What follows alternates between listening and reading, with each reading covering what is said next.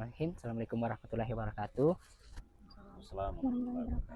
Perkenalkan, kami dari mahasiswa Universitas Muhammadiyah Makassar dari jurusan Pendidikan Guru Sekolah Dasar ingin melakukan wawancara terhadap kebun dari dua princess yang ada di Malino ini, Pak. Iya, iya. Selamat siang, Pak. Sebelumnya boleh diperkenalkan nama Bapak? Iya, terima kasih banyak. Nama saya Kamarudin, asal kampung Dusun Mangutong, Desa Tunasa, Kecamatan Tombolopao, Kabupaten Goa. Apa nama usaha yang sedang dijalankan saat ini? Nama usahanya itu Kebun Stroberi Duo Princess. Sejak kapan usaha ini berdiri, Pak? Sejak tahun 2023. Apa yang menjadi alasan atau latar belakang sehingga Bapak memutuskan untuk memulai usaha kebun stroberi ini? Pertama itu karena di stroberi itu dia tidak pakai musim.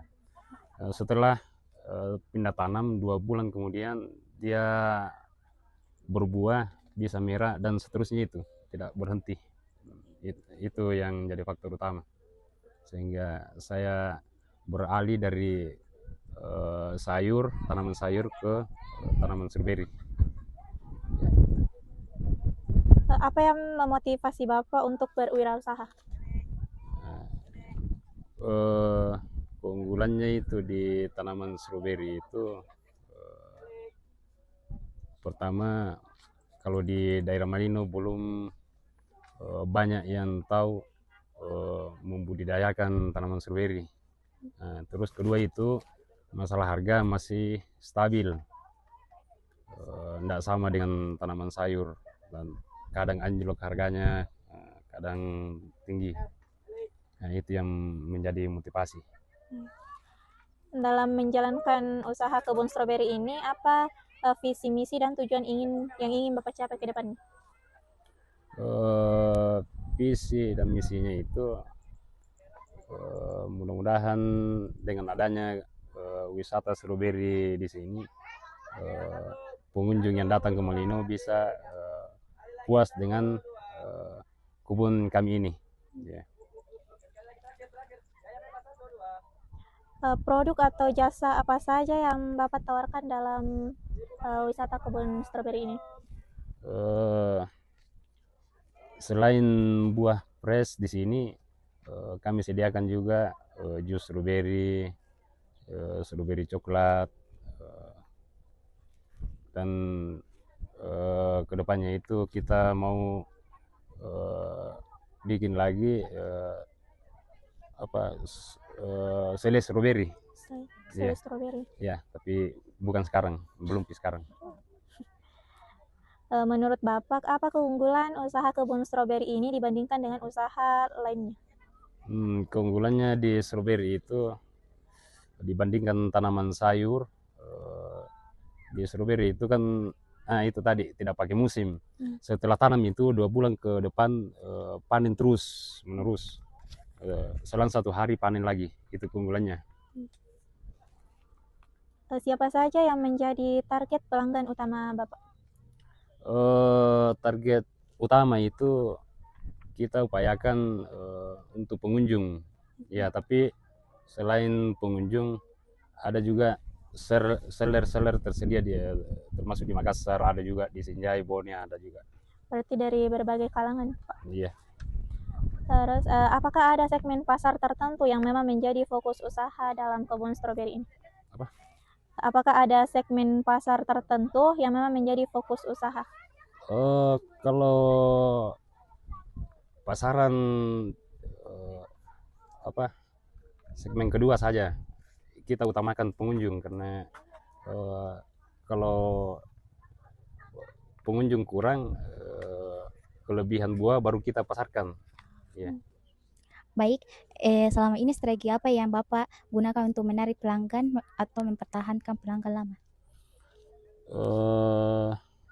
Kita upayakan itu sekarang itu untuk menarik pelanggan di media sosial, utamanya di media toh.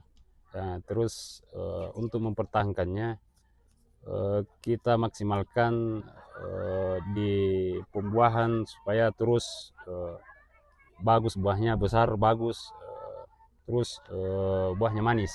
Itu yang jadi pokok utama kami untuk mempertahankan pengunjung. Ya. Seberapa besar manfaat bagi perkembangan usaha, Pak? Kalau manfaatnya, alhamdulillah, setelah kami bangun usaha ini, beberapa orang yang kita rekrut tenaga kerja. Nah, di sini di kebun yang ini kita rekrut 9 orang, 4 laki-laki, 5 perempuan. Jika boleh tahu, Pak, berapa modal awal yang digunakan untuk memulai usaha ini? Modal awal itu khusus di kebun di sini. Iya. Modal awal itu kita yang modal terkumpul itu 50 juta.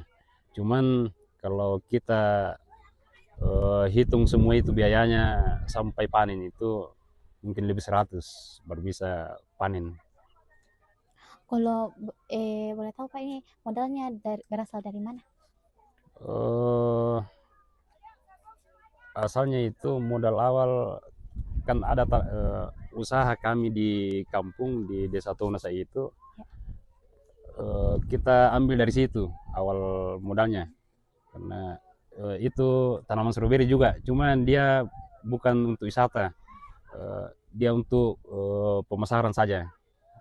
Nah, di situ kita ambil modal untuk ditarik ke sini sampai di sini bisa dibangun. Kalau bagaimana model bisnis atau sumber pendapatan usaha tak ini? Ya, alhamdulillah, setelah 3 bulan ini kita buka wisata stroberi di sini, ya lumayan lah. Iya. Belum kembali modal, tapi ya bisa di target 1 tahun itu bisa kembali modal. Kalau gambaran omset itu kayak per hari, per bulan berapa itu biasa kira-kira? Kalau kita rata-rata kan per bulan itu kan baru 3 bulan ini berjalan. Nah, mungkin kurang lebih 20-an per bulan. Bagaimana cara mengelola keuangan usaha seperti mencatat pemasukan dan pengeluaran tak? Dengan cara apa? Dengan kita kita ada memang pembukuan, ya. Terus kita catat pengeluaran berapa, pemasukan berapa, sekian pemasukan dalam 1 hari, pengeluaran sekian dalam 1 hari. Kita totalkan 1 bulan pengeluaran dengan pemasukan juga kita totalkan, lebihnya itu kan berarti untung toh lebihnya itu. Iya. Baik, pertanyaan selanjutnya itu Pak, bagaimana jam operasionalnya itu di sini? Ya, kita buka jam 8 pagi sampai jam 5 sore kita tutup. Terus fasilitas apa saja itu yang biasa digunakan oleh pengunjung di sini? Ya, termasuk keranjang, gunting, ada juga topi kebun, termasuk juga itu yang ada juga payung. Iya. Ya, banyak. Bahan baku atau kebutuhan usaha biasanya itu diperoleh dari siapa? Kita sendiri atau ada bantuan dari orang lain? Bahan baku di kebun. Ya. Ya kita beli di toko-toko pertanian sebagian, ada juga di toko online, ada juga satu pupuk yang kita ambil memang dari Bandung, langsung kita kirim dari Bandung ke sini, termasuk juga polybag ini memang dari Bandung, kirim ke sini. Terus itu bagaimana cara Bapak menjaga agar buah stroberi ini tetap berjalan lancar, tidak terputus-putus? Pertama itu di musim kemarau sekarang ini, yang kita jaga itu harus fokuskan penyiraman pertama. Terus kedua itu hama juga harus dijaga betul-betul supaya bisa terkendali. Terus pupuknya juga, pupuk yang kita kirim dari Bandung itu harus rutin 10 kali 10 hari per 10 hari 1 kali. Eh, Terus itu berapa karyawan di sini, Pak? Untuk sementara kita ambil karyawannya itu khusus di kebun di sini, kita ambil 9, 4 laki-laki, 5 perempuan. Terus yang di Kasir? loket itu dengan kasir itu 2 orang. Jadi kita ambil 11 orang untuk sementara, tapi kedepannya kita mau tambah. Berarti sudah ada pembagian tugasnya masing-masing gitu? Iya, masing-masing ada tugasnya. Iya. Terus itu Pak, dalam kepemimpinan usaha ini, gaya kepemimpinan seperti apa yang Bapak terapkan kepada karyawan? Kedisiplinannya bagaimana? Ya, paling utama itu harus disiplin. Ya, masalah waktu juga, Di? Masalah waktu, terus juga cara kerjanya harus profesional, karena kapan-kapan itu yang lalai di segi pekerjaannya itu terbengkalai semua, hancur semua itu. Ya, jadi yang paling utama itu disiplin waktu, disiplin di pekerjaan. Ini apakah ada termasuk kepedulian kepada lingkungan atau masyarakat atau bagaimana, Pak? Justru tujuan pokok kami itu mudah-mudahan kedepannya itu dengan adanya usaha strawberry ini, di samping ada hasil untuk saya pribadi, kita upayakan untuk bagaimana caranya supaya kita merekrut tenaga kerja di luar, supaya bisa juga dengan adanya di sini bisa juga hidup. Ya.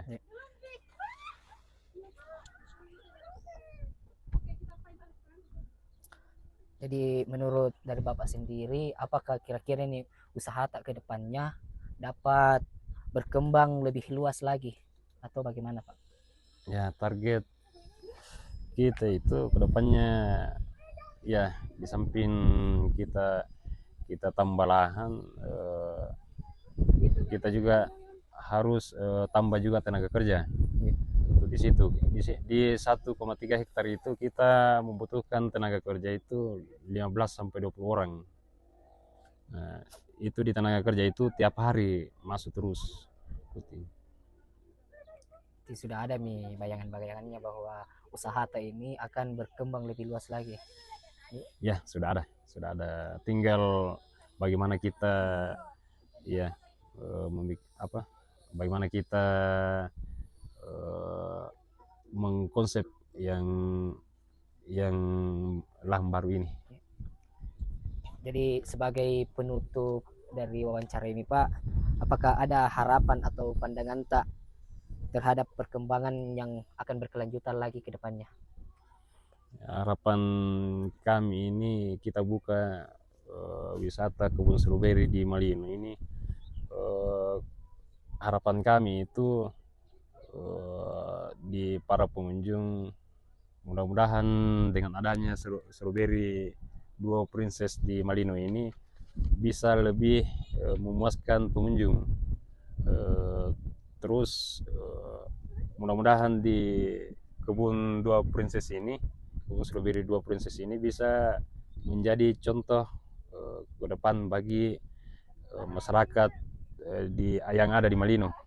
Karena yang saya tahu wisata kebun stroberi di Malino itu kebanyakan dia pakai Monza, tidak pakai polybag.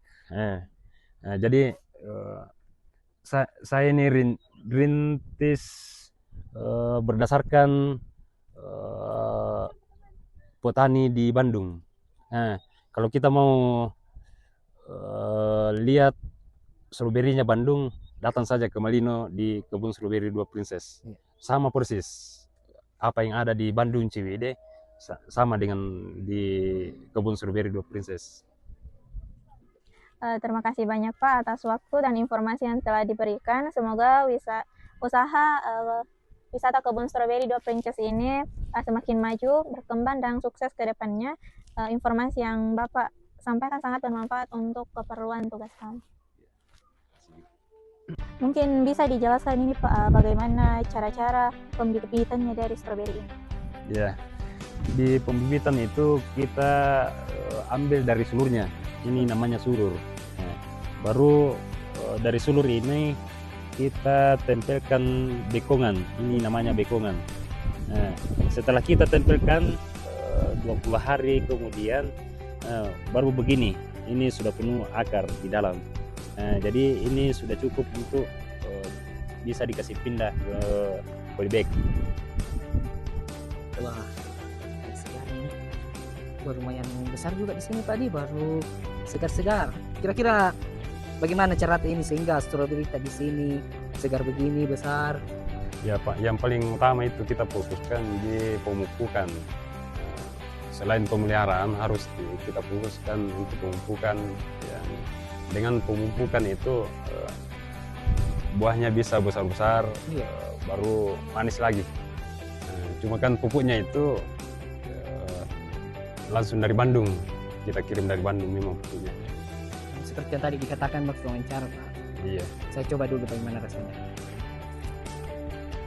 Ya, rasanya cukup lumayan lebih segar lagi. Ya, segar. Sangat segar sekali guys. Kalau mau coba stroberinya Bandung CWD, di sini saja coba karena sama persis ini jenis stroberinya Bandung dengan yang di sini. Karena kita beli bibitnya dari Bandung memang. Jadi kalau mau lihat kebun stroberinya Bandung dengan stroberinya Datang saja akan ke di Dua Princess Malino. yang kebun sebelum stroberi. tanjakan yang ke Serah. Tanjakan Serra. Teman-teman mungkin yang ingin menikmati stroberi dari Bandung mungkin terlalu jauh, bisa datang di Malino yaitu Dua Princess karena sudah terjamin kualitasnya sama dengan stroberi yang di Bandung.